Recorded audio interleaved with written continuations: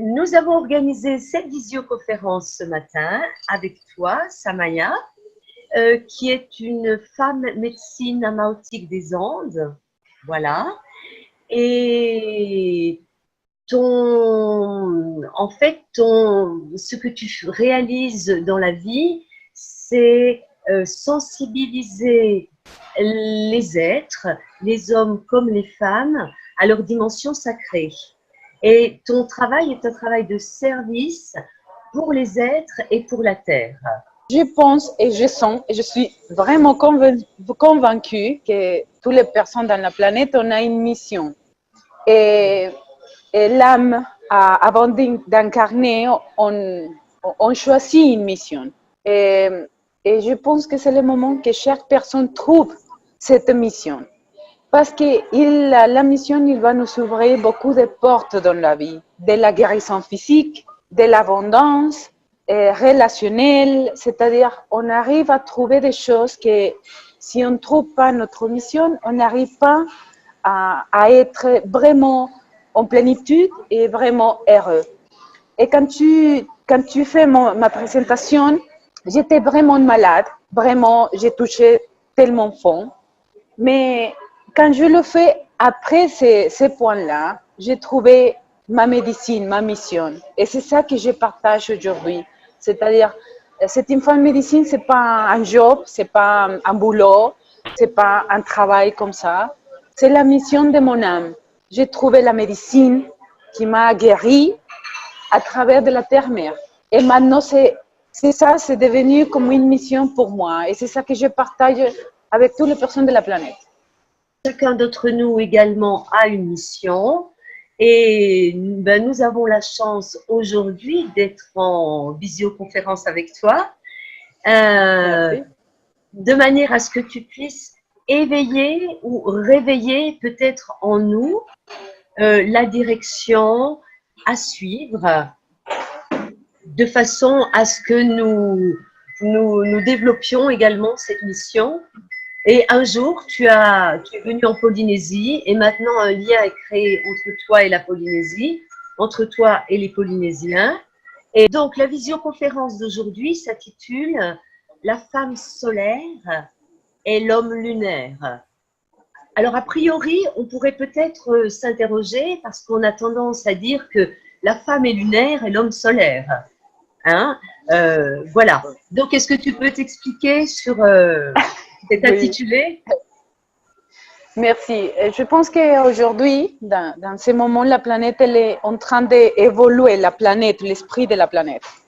Et dans ces changements, comme nous sommes des filles et des fils de la Terre-Mère, on est aussi dans un appel de changement vraiment profond. Et vraiment, on ne peut pas changer des choses dans notre vie si on n'était pas ancré, si on n'est pas ancré dans la Terre-Mère. Parce qu'on a perdu, comme on t'a dit quand on a commencé, on a perdu la vraie valeur du sacré, la vraie valeur du corps, la vraie valeur d'être une femme, d'être un homme. On est vraiment perdu dans ces moments parce qu'on n'est pas branché vraiment consciemment à la Terre-Mère. Et dans cet appel que la Terre-Mère nous fait, et nous, tant aux femmes comme aux hommes, on est en train de changer, de trouver vraiment un équilibre des énergies. On va partir pour t'expliquer parce qu'il y a deux types d'énergie. C'est l'énergie féminine et l'énergie masculine. Et toute la création, il a ces deux parties-là, c'est-à-dire les femmes, les enfants, les pierres, le ciel, tout est conformé pour ces deux parties. Mais c'est vrai que dans cette planète particulièrement, notre apprentissage est divisé, c'est-à-dire on est divisé parce qu'il y a longtemps on était des androgynes, mais aujourd'hui on est des hommes et on est des femmes séparées pour un apprentissage. Et en effet, comme tu as dit, la femme est lunaire, surtout parce qu'il a une matrice. Et la matrice est directement connectée à la lune, à la gestation. Parce que tous les hommes et toutes les femmes de la planète, on vient à travers une femme, à travers de la matrice, que ce n'est pas une matrice physique, sinon une matrice énergétique. Et c'est en plus une matrice énergétique qui s'appartient à la terre-mère. C'est-à-dire que à travers le corps de la femme, il y a la matrice énergétique et tous, on peut incarner à travers celui-là. Et c'est pour ça que la femme est lunaire. Dans le sens vrai, elle est lunaire. Et l'homme, il est porteur de l'essence solaire. C'est-à-dire parce que l'homme, le plus important, c'est son cœur. Pour la femme, c'est la matrice. Et à partir de la matrice, elle peut brancher son cœur. L'homme, il n'a pas de matrice. Les choses les plus importantes, c'est son cœur. Alors, il maîtrise l'énergie solaire plus facilement. C'est-à-dire, en essence, la femme, elle est connectée à la Terre, elle est lunaire, et l'homme, il est solaire, il connecte avec son cœur.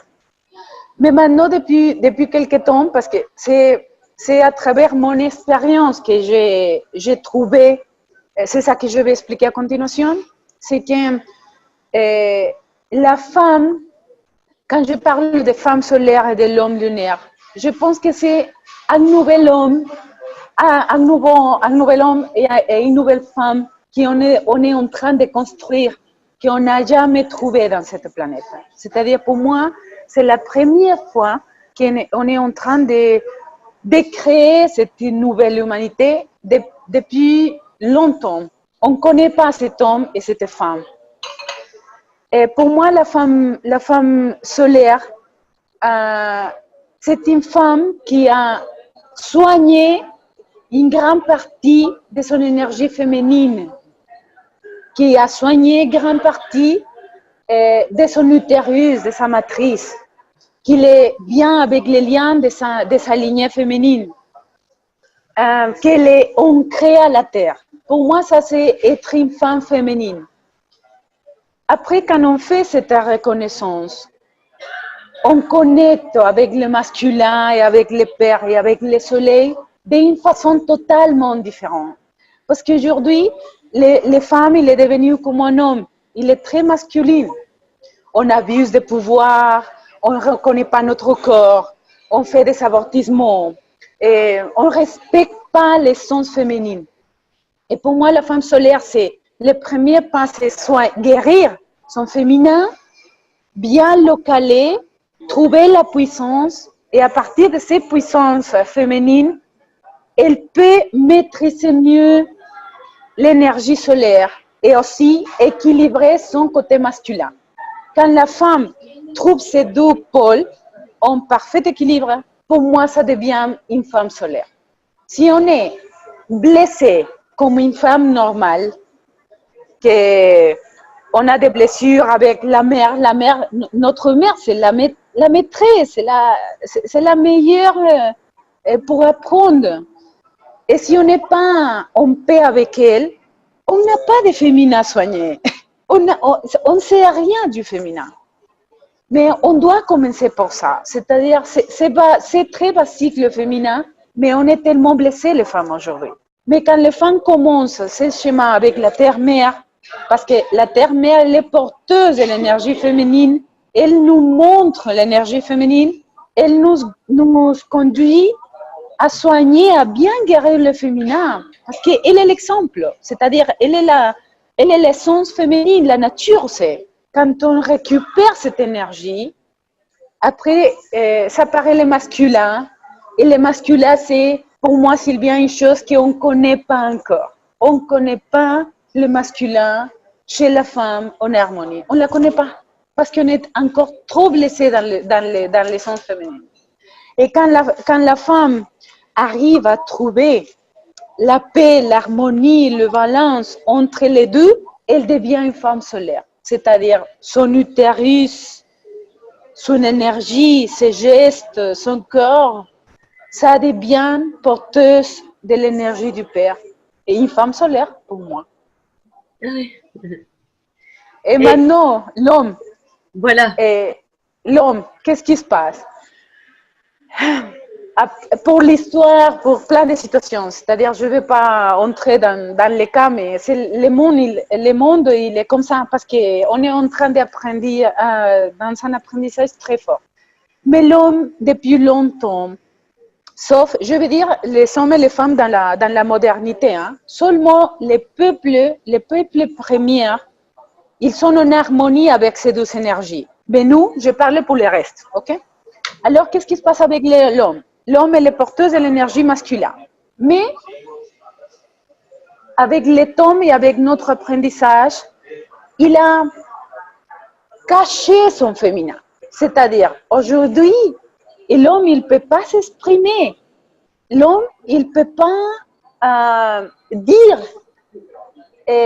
qu'est-ce qu'ils sont. Et l'homme ne peut pas pleurer. C'est-à-dire, on est devenu un masculin castré, totalement, chez l'homme et chez la femme. Mais comme on parle chez l'homme, j'explique. Et on cherche un homme qui vraiment, chaque jour, je ne le trouve pas. L'homme, le macho, latino, qu'il peut, qu'il fait, et qu'ils ne sont pas, et tout ça. C'est-à-dire, pour moi, je pense que c'est le système qu'il a créé un homme, qui a castré, et que je ne le trouve plus. Vraiment, l'homme, il a une nécessité aujourd'hui d'exprimer ses sentiments. Et ses émotions. Donc, voilà. C'est vraiment des émotions, oui. Parce que, regarde, la première rupture que l'homme a, c'est quand il est éloigné de sa mère. Parce que les femmes, la mère et la fille, on n'est pas jamais séparés parce qu'on a la matrice, que c'est la même matrice. Mais l'homme, oui. Et tu vois, une grande partie des problèmes des hommes, ça appartient à sa mère. Parce que le lien, il n'est pas bien créé. Il y a plein de blessures entre eux. Et ça devient avec le temps un homme masculin qui a caché son féminin, qui n'est pas capable d'exprimer ses émotions, de pleurer, d'être sensible et doux. Et maintenant, c'est ça l'appel. Pour moi, c'est l'homme lunaire, c'est l'homme porteur de l'énergie solaire, qu'il n'ait aucun peur de brancher avec son cœur et d'être et d'exprimer dans chaque moment tout ce qu'ils sont. Parce que ce n'est pas normal aujourd'hui un homme sensible. C'est-à-dire, on voit un homme sensible, il est gay.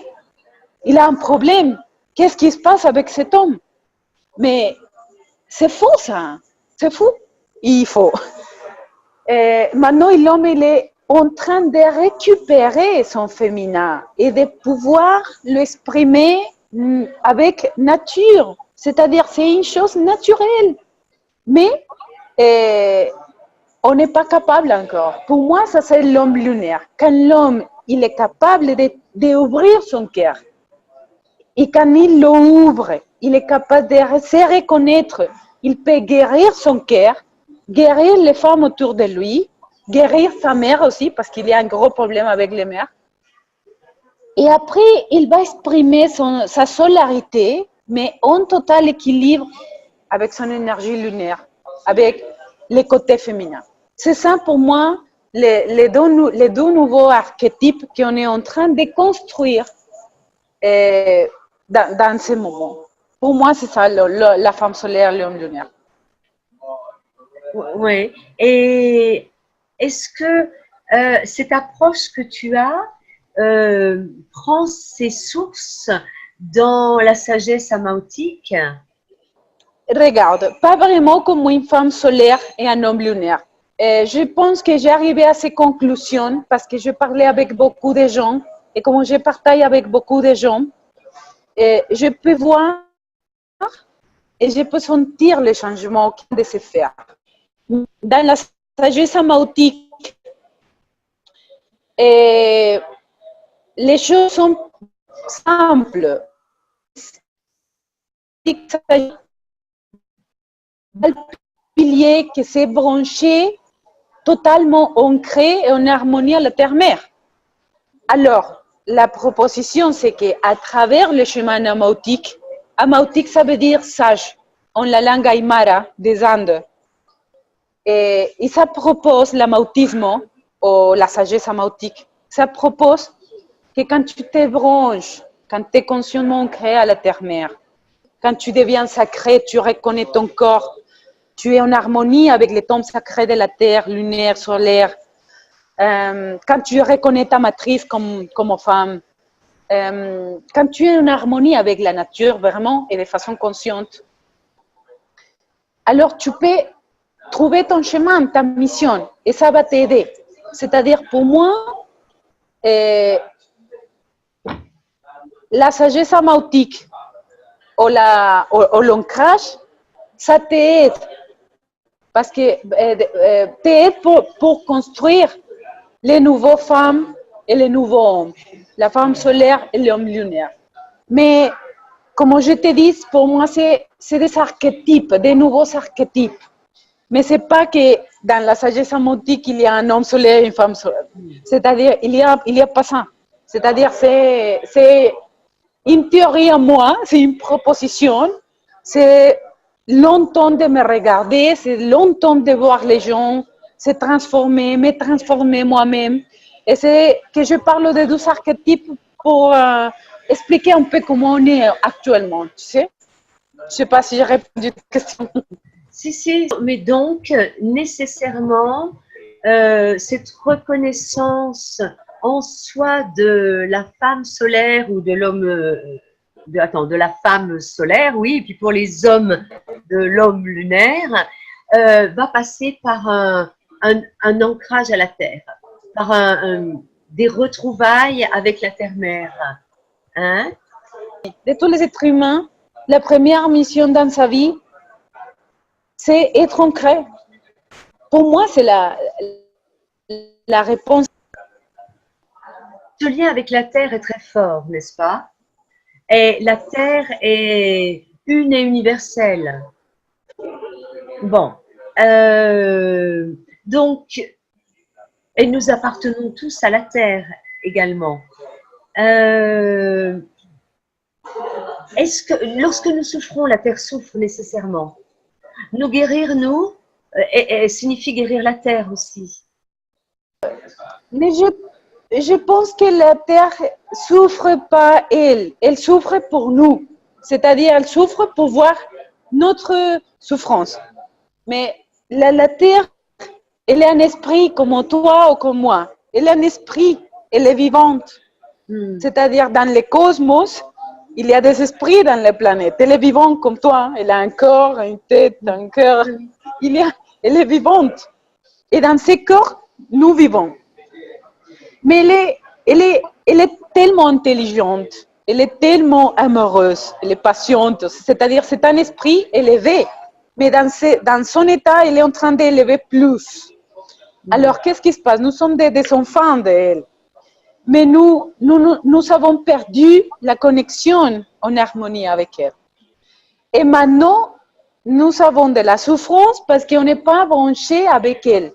C'est-à-dire, quand on rentre dans sa vibration, dans son amour, dans son connexion, on est complet. On ne trouve pas la souffrance. Mais comme quelqu'un, je ne sais pas qui, a créé un système où tu as trouvé dans ta vie des besoins qui ne sont pas vrais, des relations qui sont faux, des médicaments qui sont en train de tuer ton corps. C'est-à-dire, le système, c'est lui qui envoie, nous a menés pour créer des vies faux, toutes. Et on ne peut pas nous aimer, on ne peut pas se lier à autres êtres humains, à un animal, à une plante, à un arbre. C'est-à-dire, on est débranché de la source, que c'est la terre-mère. Et maintenant, c'est pour ça l'importance de l'ancrage. Parce que quand on est ancré avec elle, quand on la reconnaît, tu trouves la vérité. Parce que c'est faux, tout ça qu'on a dans la vie. Mais elle ne souffre pas. Hein. Elle souffre peut-être de voir qu'on est en abondance, qu'on est riche, que tu peux soigner ton corps, que tu peux avoir des bébés, que tu peux avoir des relations vraiment belles, et tu es dans la souffrance parce que tu ne peux pas voir. Je pense qu'elle souffre pour ça. Mais elle ne souffre pas comme nous, parce qu'elle est convaincue qu'on va retourner à elle. Oui. En même temps, si elle souffrait comme nous, ça serait faire de l'anthropomorphisme. La Terre a son propre statut, sa propre identité. Et donc, la solution, c'est l'enracinement, c'est l'ancrage, c'est le retour à la terre-mère. Eh oui. le retour, voilà, à l'énergie de la Terre. Et qu'en est-il à ce moment-là de l'énergie cosmique parce qu'on parle de de la femme cosmique. De la femme solaire. Ah, ok. Alors, parce que j'ai vu dans une de Ah, tes vidéos. Après, on va devenir des hommes et des femmes cosmiques. Mais après, je pense que des dieux pères du ciel, on est déjà, c'est-à-dire la connexion elle est complètement ouverte. Mais on est des ancrés, c'est-à-dire que notre premier et deuxième chakra, ils sont bloqués totalement. Même si on vit dans la nature, on n'a pas de conscience. On n'est pas synchronisé avec la terre-mère. Mais quand tu es vraiment ancré, tu vas pouvoir découvrir qu'est-ce qui c'est un être cosmique. Parce que je peux te le dire maintenant, au sentir.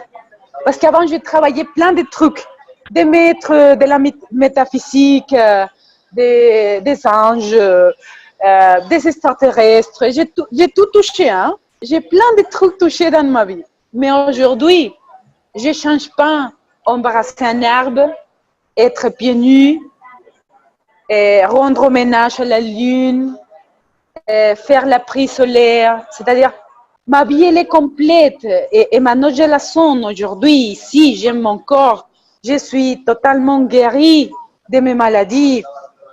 Et quand tu trouves vraiment, quand tu peux arriver à toucher l'énergie pure de la terre-mère, tu vas comprendre qu'est-ce que c'est un être cosmique. Mais ça doit passer quelques temps. J'ai parfois le son, parfois, mais pas dans la tête, dans mon être humain. Mais aujourd'hui, je peux comprendre parce que mon maître, le sage, un jour m'a dit, mais t'es cosmique.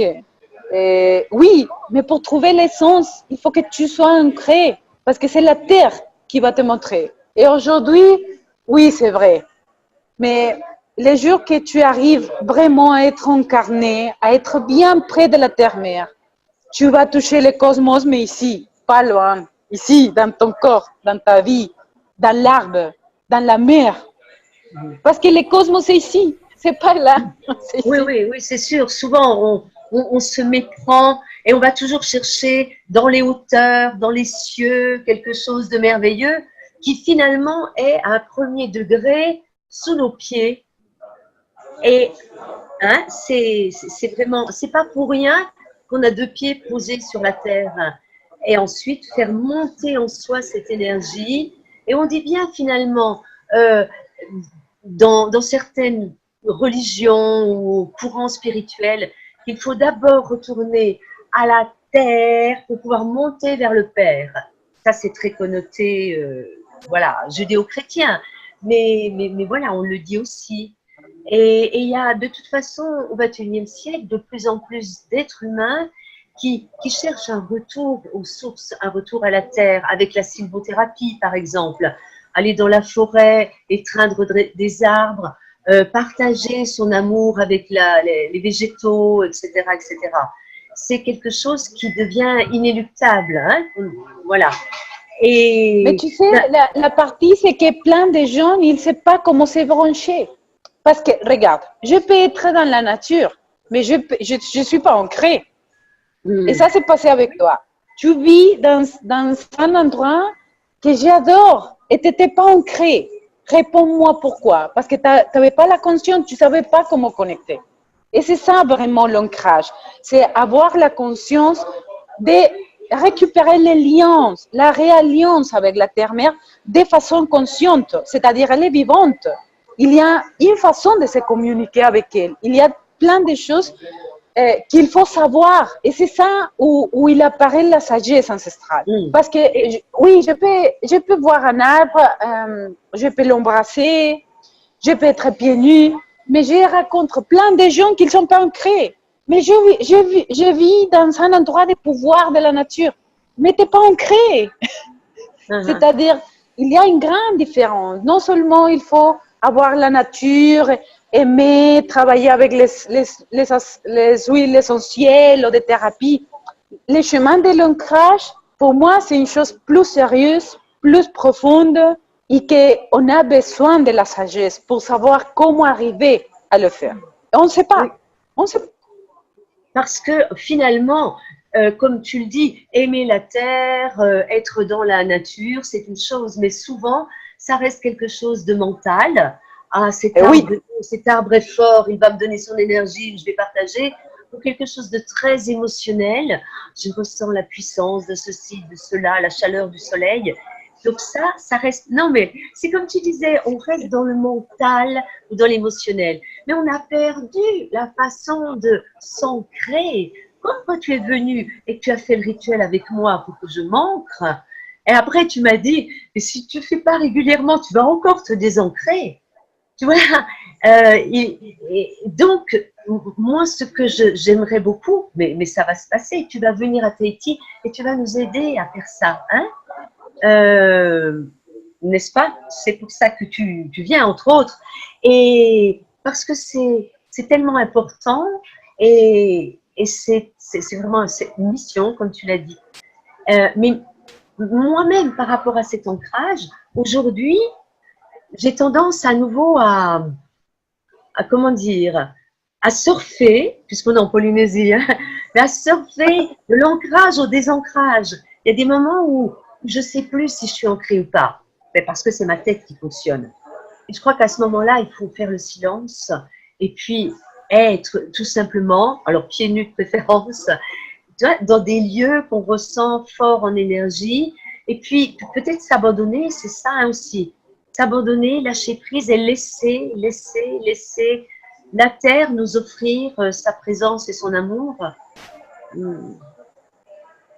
Voilà. Mais surtout, il faut créer, c'est-à-dire c'est un lien qu'il faut de temps.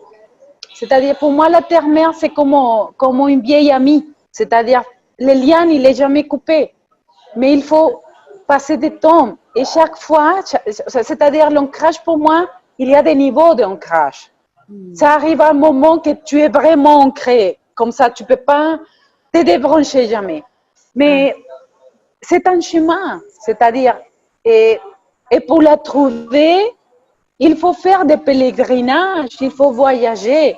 C'est-à-dire, la terre-mère, c'est tout. Mais si tu arrives à la connecter et dans des endroits de puissance, dans des endroits purs, de façon consciente, ton ancrage, tes racines vont être plus ancrées, plus forts. C'est-à-dire, l'ancrage, ça dépend du temps que tu donnes à ton ancrage et des endroits où tu la trouves. C'est-à-dire, et quand tu commences, parce que ça c'est un chemin aussi, c'est-à-dire l'ancrage c'est un chemin et il y a des niveaux aussi. Il y a un processus que je fais en ligne qui s'appelle 21 pratiques d'ancrage. C'est 28 jours près de la terre-mère. Et tu sais, les gens n'arrivent pas. Une semaine après, non, parce que je suis fatiguée, je suis triste, et il pleut pas. C'est un acte de discipline et de volonté et d'action, parce que sinon, ça ne va pas. C'est-à-dire, en plus, l'ancrage, regarde, l'ancrage, c'est connecté avec la terre-mère. Mais je t'avais dit que la terre-mère, c'est l'essence féminine. C'est-à-dire que l'essence féminine, c'est la patience, la fraternité, la coopération, la douceur, la paix. C'est-à-dire, l'essence féminine, il y a plein de qualités. C'est-à-dire, combien de temps tu dédies chaque jour pour cultiver cette qualité en toi. C'est ça. C'est pas un ancrage. C'est pas moi. C'est pas Samaya qui guide un processus d'ancrage. C'est pas parce qu'il faut que j'ai besoin de connecter avec la terre-mère. C'est toi-même. Combien de temps tu donnes pour te guérir ton féminin, pour être une femme? Vraiment une femme. C'est ça la question. Ouais. Mais tu parles. Ouais. Tu parles de volonté, de discipline, c'est une chose, mais moi je parlerai aussi d'amour. C'est l'amour qu'on se porte. Il y a 2 mois que j'ai fait un long pèlerinage dans des endroits vraiment puissants, dans la terre-mère, vraiment pure. N'imagine pas combien elle est pure, la mer. Et j'ai reçu un message qu'elle dit que nous, on ne connaît pas l'amour. Le vrai amour, on ne le connaît pas. On reste tellement mental qu'on ne connaît pas l'amour. C'est ça qui m'a dit l'Éternel. Et le message d'amour du Christ il y a 2000 ans, hein, et l'amour, la compassion de Bouddha, ces êtres-là ont eu la perception de l'amour. Oui, mais regarde, ce sont des êtres ancrés. Seulement un être ancré peut toucher tellement ça. Ça, c'est ma théorie. Hein. Oui, non, mais bien sûr. C'est-à-dire avoir une sens de vie dans l'amour. C'est ça que je te dis. C'est-à-dire on peut toucher des moments avec les êtres, avec un bébé, oui. Mais on ne reconnaît pas vraiment l'amour dans une plénitude et d'une façon constante, non. Un petit message final à nous transmettre peut-être avant que nous... Je te remercie. Je remercie à toutes les personnes. Je remercie à l'existence de la Polynésie parce que c'est des endroits très spéciaux où l'énergie féminine elle est ouverte et disponible pour tous. Et pour moi, c'est une réserve de la terre-mère. C'est un utérus pour moi. La terre-mère, c'est une matrice en Polynésie. Et je suis contente de pouvoir arriver, de partager. Je suis contente. Hein. Jusqu'à que je vais mourir, je vais visiter la Polynésie. Eh bien, tu es la bienvenue. Merci beaucoup, Sylvia. Merci, Samaya. Merci à tous.